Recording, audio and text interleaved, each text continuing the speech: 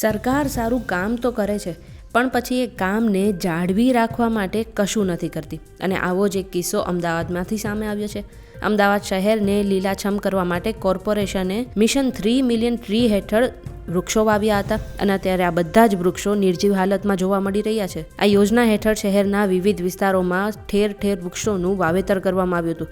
પણ હાલ સ્થિતિ એવી છે કે મોટાભાગના વૃક્ષો છે ને એનું બાળ મરણ જ થઈ ગયું છે. અનેક વિસ્તારોમાં આ જે વૃક્ષો છે મૃત હાલતમાં જોવા મળ્યા હતા. હવે જો આ યોજનાની વાત કરીએ તો ગયા ચોમાસે કોર્પોરેશને 30 લાખ વૃક્ષોનું વાવેતર કર્યું હતું. આ પછી વૃક્ષોને નિયમિત પાણી પીવડાવવા માટે ખાનગી કંપનીને કોન્ટ્રાક્ટ પણ આપવામાં આવ્યો હતો. પરંતુ ચોમાસા બાદ માત્ર 4 મહિનામાં જ 11% એટલે કે 2,75,000થી વધુ વૃક્ષો નિર્જીવ હાલતમાં જોવા મળી રહ્યા છે. આ આંકડો જોતા એવું સ્પષ્ટ લાગી રહ્યું છે કે પાણી પીવડાવવા માટે જેને કોન્ટ્રાક્ટ આપવામાં આવ્યો હતો ને એ કંપની વૃક્ષોનું જતન કરવામાં નિષ્ફળ નીવડી છે. એવામાં હવે ઉનાળાની સિઝન પણ નજીક છે.